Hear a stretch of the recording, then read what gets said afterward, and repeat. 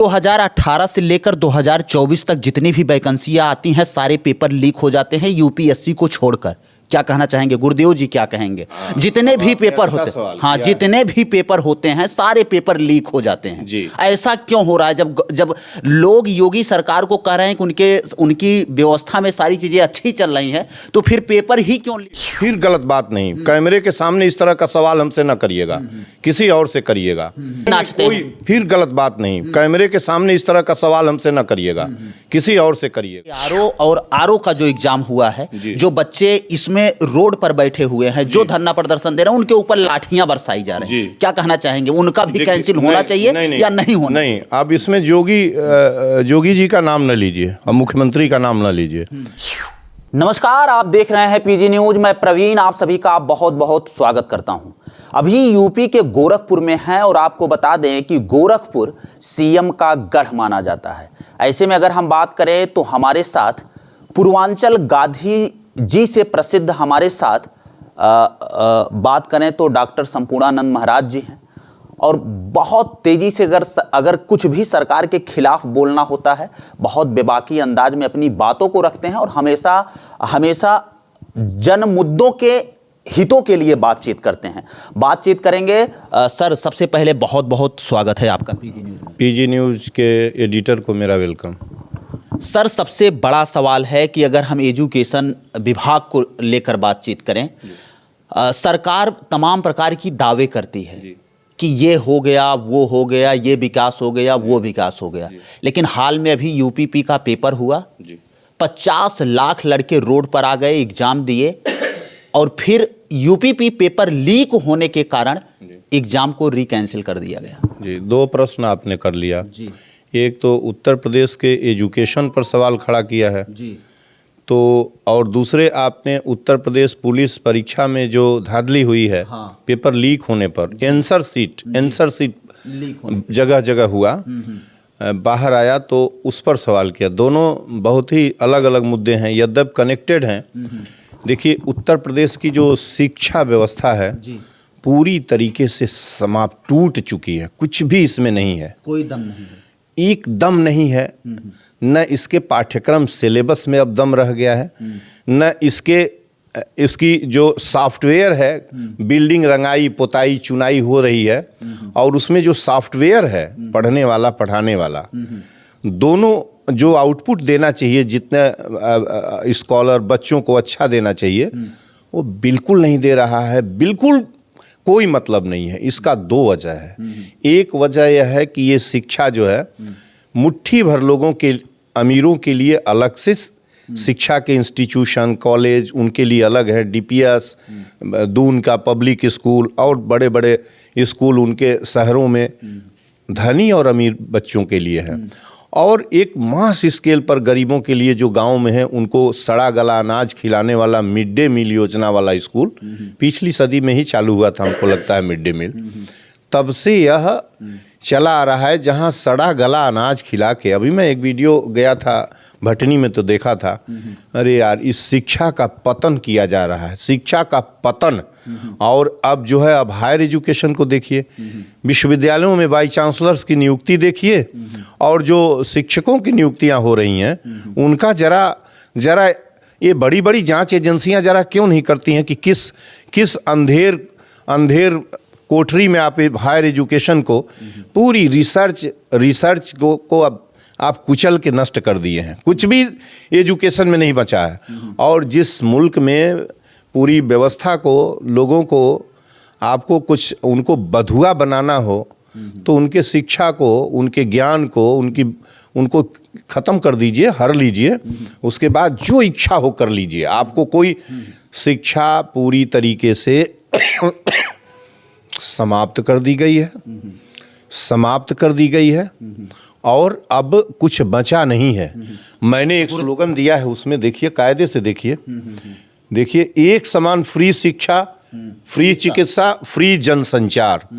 केवल एक ही चीज़ बचा सकता है पूरे मुल्क को, ये पूरे देश के लिए शिक्षा पर मैंने कहा है कि एक समान फ्री कर दीजिए शिक्षा, चिकित्सा और रेल संचार, एक समान। ये नहीं कि किसी के लिए डीपीएस में, हाँ डीपीएस में यदि चले तो डीपीएस में गरीब का भी लड़का पढ़े, आप उसका नेशनलाइजेशन कर दीजिए ना, आप उसका राष्ट्रीयकरण कर दीजिए सारे प्राइवेट इंस्टीट्यूशंस का। और जो अध्यापक जहाँ हैं उनको कर, ये जो प्राइमरी स्कूल देख रहे हैं ना जहाँ सड़ा गला अनाज खिलाया जाता है, उसमें यदि कलेक्टर का लड़का पढ़ने जाने लगे, जिस दिन से कप्तान का लड़का पढ़ने जाने लगे, उस विधायक का लड़का, बीडीओ का लड़का जिस दिन पढ़ने जाने लगेगा, उसकी व्यवस्था सुधर जाएगी। कुछ नहीं, उस दिन वो हार्वर्ड और ऑक्सफोर्ड बन जाएगा, वह उस दिन हार्वर्ड और ऑक्सफोर्ड बन जाएगा। एक बात सुन रहे हैं ना जी। और वहाँ यदि मिड डे मील बंद कर दिया जाएगा, तत्काल बंद होगा, ठीक है ना। बैठने के लिए सारे स्कूल में 1 रुपए की कमी नहीं है, सारे स्कूल में कुर्सियां लग जाएंगी। और कलेक्टर और जब वो विधायक सांसद का लड़का जाएगा तो स्कूल सारे एसी बना दिए जाएंगे। मुझसे आप मुझसे सुनिए। और यदि दोपहर में खाना खिलाने की पॉलिसी चलेगी तो काला नमक चावल खिलाया जाएगा, बेहतरीन दाल खिलाई जाएगी, और थाली और चम्मच वहाँ धोने वाले रहेंगे। घर से ले जाने भिखारी जैसे घर के गरीब बच्चे थाली और कटोरा लेके जाके वहाँ सड़ा गला खाना खा रहे हैं, और अमीरों के धनिकों के लड़के शहरों में ऊंची फीस देके और पढ़ रहे हैं। शिक्षा की बात कर रहे हैं, शिक्षा की बात कर रहे हैं आप। दफन कर दिया इन लोगों ने शिक्षा, पॉलिसी मेकर्स ने शिक्षा को दफन कर दिया है, कुछ भी नहीं बचा है। तो सरकार जो बड़े बड़े मंचों से ये दावा करती है कि जिस ओर जवानी चलती है उस ओर जमाना चलता है, तो कहाँ पर जवानी चल रही है? 50 लाख लड़कों का जो जीवन है वो रोड पर आ गया है। गुरुदेव जी क्या कहेंगे? सुनिए, ये आप जो है हाँ। जिस ओर जवानी चलती है, क्या क्या आप जो स्लोगन बोल रहे हैं, हाँ। ये इन बेईमानों का बात क्यों बोल रहे हो हमसे यार? ये तो इतने बेईमान, उन्हीं लोगों को पति आपको नहीं, हमको मत कहो, ये तो इतने बेईमान हैं, कफन चोर इस हिंदुस्तान का, कुछ छोड़ा नहीं इन लोगों ने, कुछ छोड़ा नहीं।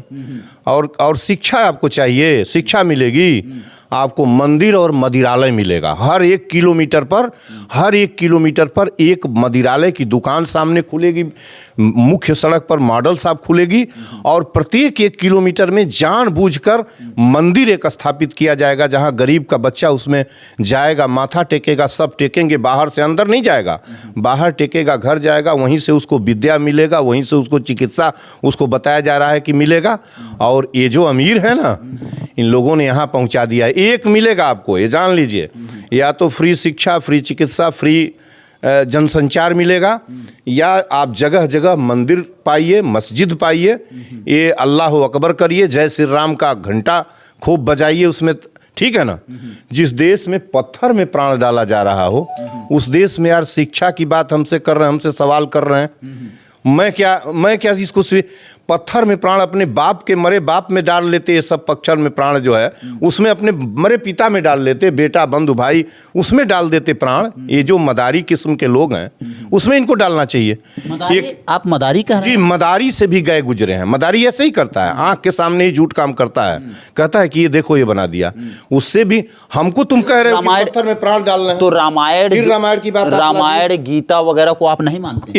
ये रामायण गीता है, रामायण में लिखा है कि रामायण में आपने पढ़ा है रामचरितमानस और रामायण में एक शब्द भी कहीं मंदिर का वाल्मीकि कृत रामायण में और महाभारत और गीता में मंदिर का उल्लेख होगा, वेद में, उपनिषद में, और उसके बाद जो है महाकाव्यकालीन ग्रंथों में, बुद्धकालीन ग्रंथों में, शुंग मित्र के ग्रंथों में, और उसके बाद गुप्त काल अर्ली 450 के पहले तक के किसी ग्रंथ में आप मंदिर का उल्लेख दिखाइएगा तो मैं आपका बात स्वीकार कर लूँगा।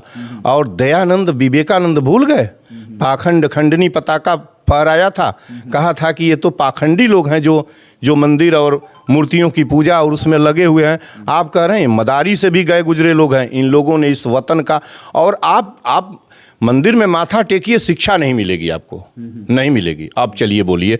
और जो जहाँ तक पुलिस भर्ती का ये कोई जब सरकार के ऊपर दबाव पड़ता है गुरुदेव जी, जब सरकार के ऊपर दबाव पड़ता है तो यूपी पुलिस का जो पेपर है वो योगी आदित्यनाथ जी मुख्यमंत्री अपने ट्विटर हैंडल से कैंसिल का ऐलान कर देते हैं। लेकिन एआरओ और आरओ का जो एग्जाम हुआ है, जो बच्चे इसमें रोड पर बैठे हुए हैं, जो धरना प्रदर्शन दे रहे हैं, उनके ऊपर लाठियां बरसाई जा रही हैं। क्या कहना चाहेंगे, उनका भी कैंसिल होना चाहिए या नहीं होना? नहीं, आप इसमें जोगी जी का नाम न लीजिए और मुख्यमंत्री का नाम न लीजिए, इसलिए कि आयोग एक इंडिपेंडेंट बॉडी है और वो कॉन्स्टिट्यूशनल बॉडी है, स्टैट्यूटरी बॉडी है। आपको इतना पता है ना? वो वहाँ का लोग कहते हैं, ये लोग तो भी सरकार के इशारे पे ही नाचते हैं। फिर गलत बात नहीं, कैमरे के सामने इस तरह का सवाल हमसे ना करिएगा, किसी और से करिएगा। नहीं, लेमैन जैसे सवाल नहीं कि सरकार के इशारे पर, मुख्यमंत्री के इशारे पर पब्लिक सर्विस कमीशन का चेयरमैन ना। वो ठीक है कि कोई इंटरव्यू में गया, कुछ हुआ, किसी ने अपना मित्रवत बस, दोस्ती बस अध्यक्ष जी से कह दिया कि हमारा, ये एक अलग बात है। लेकिन आप क्या मुख्यमंत्री जी का पहुंचेगा तो काम तो होगा ही नहीं? काम होगा वो आयोग के अध्यक्ष चेयरमैन इनकॉम्पिटेंट हैं और एआरओ की परीक्षा, आरओ की परीक्षा, असिस्टेंट रिव्यू ऑफिसर और रिव्यू ऑफिसर की परीक्षा कैंसिल होगी। मैं आपको बता रहा हूं कि मैंने आज 2 बजे रात में संजय जी को, honourable chairman UP public service commission को चिट्ठी लिखा हूं कि उस आयोग की ट्रांसपेरेंसी की रक्षा करिए और अपनी गरिमा बचाइए। 2018 से लेकर 2024 तक जितनी भी वैकेंसियां आती हैं, सारे पेपर लीक हो जाते हैं यूपीएससी को छोड़कर। क्या कहना चाहेंगे गुरुदेव जी, क्या कहेंगे? जितने भी पेपर होते हैं, हाँ, जितने भी पेपर होते हैं, सारे पेपर लीक हो जाते हैं। ऐसा क्यों हो रहा है? जब लोग योगी सरकार को कह रहे हैं कि उनकी व्यवस्था में सारी चीजें अच्छी चल रही हैं, तो फिर पेपर ही क्यों लीक किया जा रहा है? ये इनकॉम्पिटेंट मशीनरी है, फेल्योर ऑफ इंटेलिजेंस है और आपका अक्षम जो प्रशासन है वह है। और इस सवाल को कि जोगी जी के काल में ये क्यों हो रहा है, यह जोगी जी से सवाल करना चाहिए कि क्यों हो रहा है, क्या कर रहे हैं कि परीक्षाएं एक के बाद जो सभी परीक्षाओं में पेपर आउट का, लीक का इस तरीके से। ये एक इतना आसान सवाल नहीं है जितना आप कर रहे हैं हमसे, ऐसा आसान नहीं है। 50 लाख विद्यार्थी जिस परीक्षा में बैठ रहा हो, उसके माँ बाप, आपको पता है 19 साल, 20 साल, 22 साल, 23 साल, 24 साल, 23 साल तक शायद है या 24 तक है सिपाही, 24। सर रुकिए ना, 1 मिनट रुकिए ना। 2024 लोकसभा का जैसे चुनाव आया, उसके पहले जब वैकेंसी आई तो लोगों का चेहरा जो है वो खिलखिला उठा कि चुनाव के पहले हमारे कंधे पर वर्दी चढ़ जाएगी। बहुत सारे लोगों का शादी विवाह रुका था, इसी बहाने सोचे शादी हो जाएगी। लेकिन अब तो 6 महीने के लिए फिर वैकेंसी लटक गई। क्या सरकार ये दावे के साथ कह सकती है कि चुनाव के बाद वैकेंसी करा ही देगी, या फिर पेपर लीक नहीं होगा? ये कहीं स्टाम्प पेपर पर लिख के दिया कुछ नहीं, तो खाली हवाई में स्टैम्प पर तो लिख के वो देंगे ही नहीं। और सबसे बड़ी दुखद बात है कि चुनाव, इलेक्शन के बाद परीक्षा होगी नहीं होगी, नियुक्ति होगी, बिल्कुल असमंजस में है। और एक पूरी तरह से ये देख रहे हैं ना, वैकेंसी पूरी तरह इतनी 60,000, 50,000, 40,000, ये 6 महीना पहले से चुनाव का जो ये 23-24 का चुनाव आया है, इसके 6 महीने पहले से बाढ़ आ गई है परीक्षा। तो ये नौकरियों की तमाम विभागों में ये केवल वोट लेने का एक तरीका है। एक नियुक्ति नहीं होगी, एक नियुक्ति, हाँ, इस बता दे रहा हूँ, एक नियुक्ति नहीं होगी। और जो होगी वो फ्रॉड तरीके से होगी। अपने आप ये लोग बुलाएंगे, लिफाफा लेके उठा के कैमरे में दिखाएंगे, इंटरव्यू लेंगे, सीधे डायरेक्ट होगी, अपने लोगों की होगी।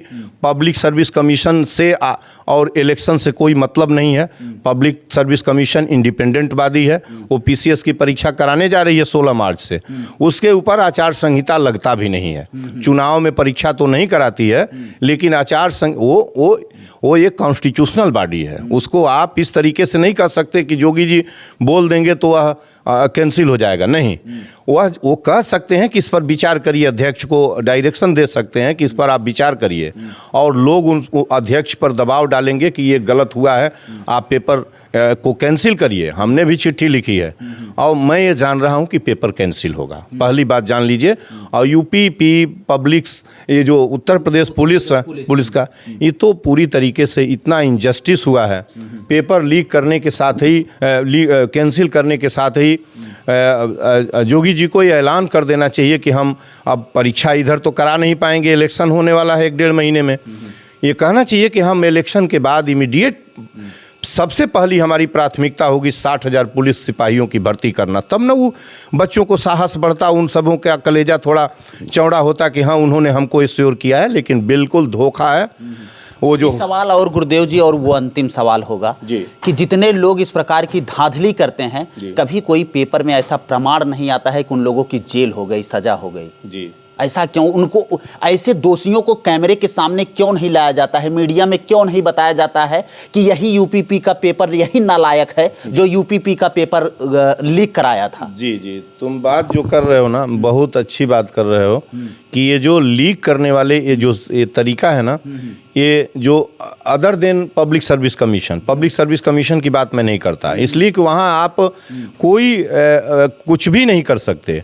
लेकिन ये अधीनस्थ सेवा चयन हुआ, पुलिस सेवा चयन हुई, चपरा लेखपाल चयन हुआ, ये सभी जो कंडक्ट कराती है अथॉरिटी ना, ये ऐसे धांधली मचाते हैं, इतनी धांधली मचाते हैं अंदर अंदर से कि किसको किसको खींच के लाओगे यार। रैकेट पूरा काम करता है इन विभागों में।